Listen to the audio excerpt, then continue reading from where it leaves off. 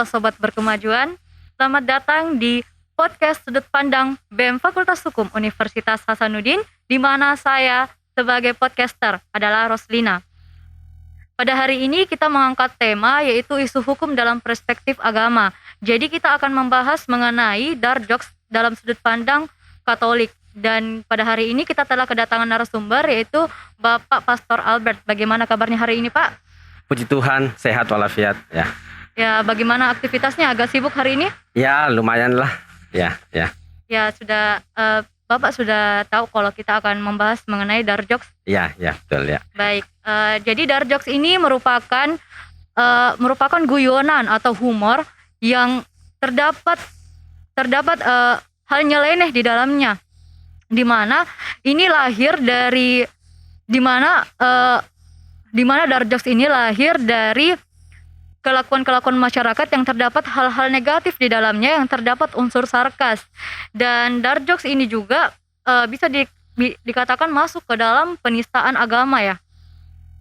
Oleh karena itu, penistaan agama juga diatur dalam pasal 156 ayat A, di mana pasal tersebut mengatur mengenai masalah penistaan agama yang berbunyi, pasal tersebut melarang setiap orang yang dengan sengaja di muka umum mengeluarkan perasaan atau melakukan perbuatan yang bersifat permusuhan, penyalahgunaan atau penodaan terhadap suatu agama yang dianut di Indonesia atau dengan maksud supaya orang tidak menganut agama apapun.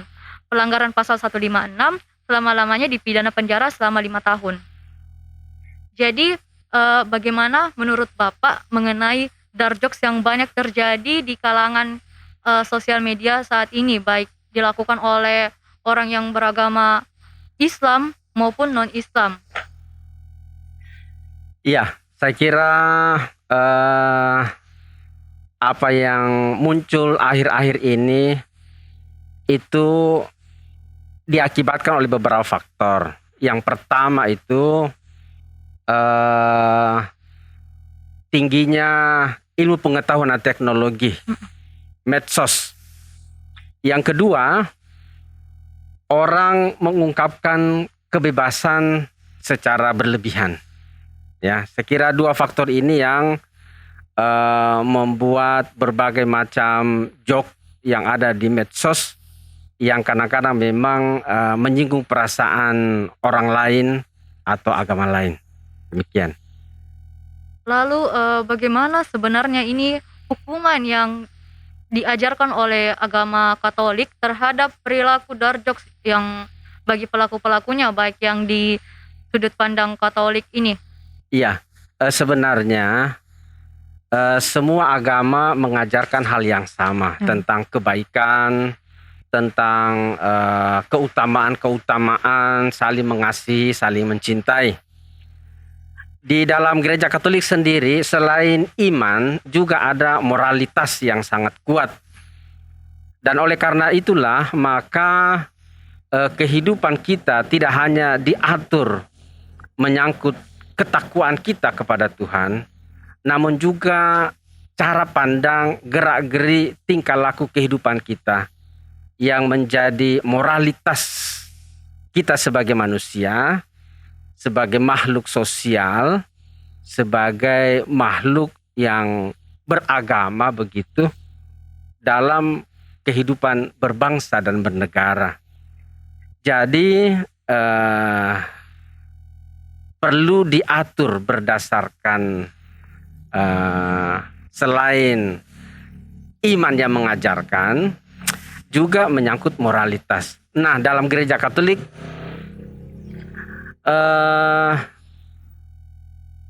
semua itu tergantung dari bagaimana kita menghayati iman dan perilaku kita dalam kehidupan sehari-hari.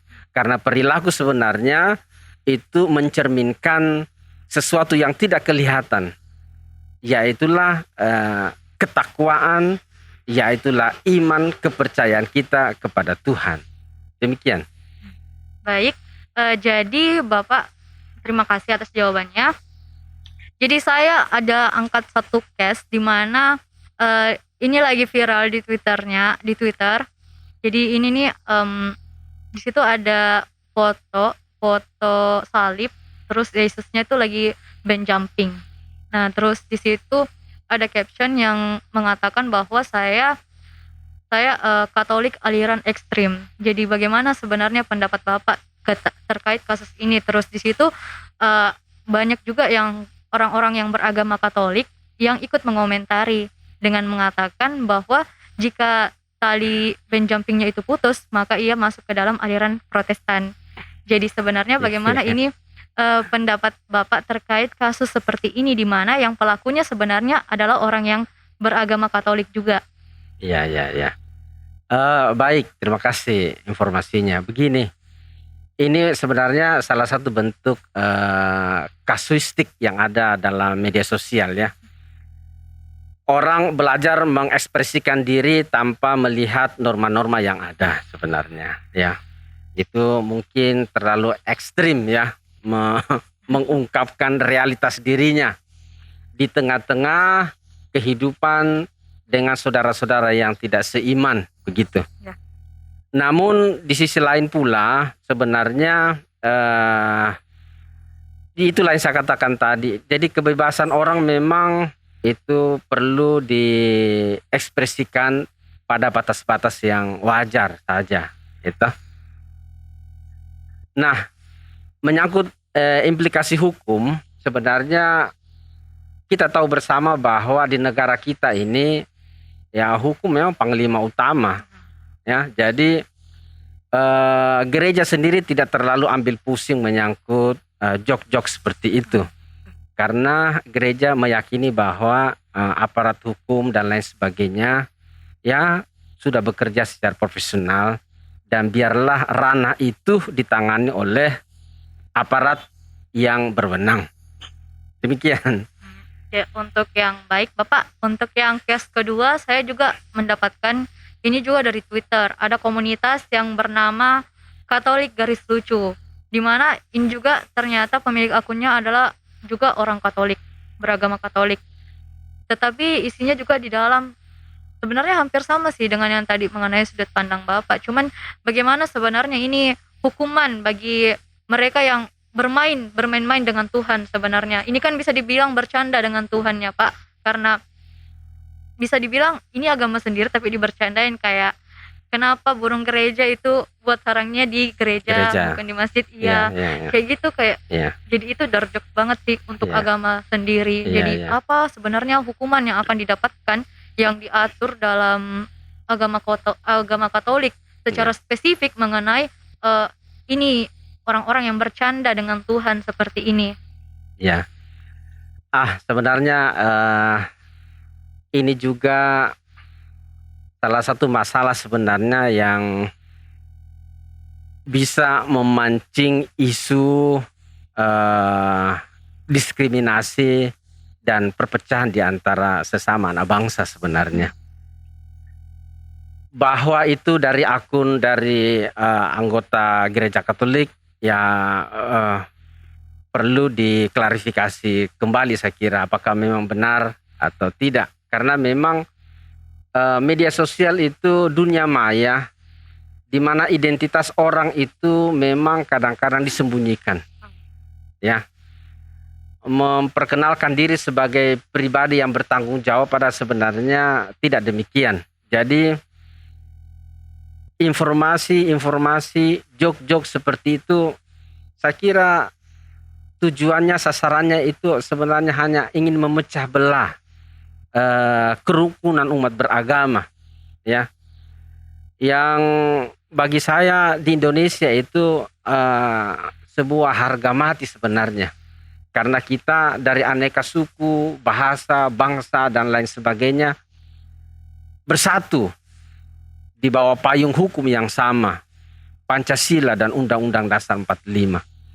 Jadi saya kira itulah cara-cara orang-orang yang kurang bertanggung jawab, saya kira, yang ingin mengorek-ngorek. Tapi dari pihak gereja Katolik sendiri tidak ada masalah. Kita tidak tersinggung, marah dan lain sebagainya. Karena memang sudah sejak dulu ya ada saja orang yang tidak tenang, tidak mau melihat orang itu hidup rukun, aman, damai dan sejahtera.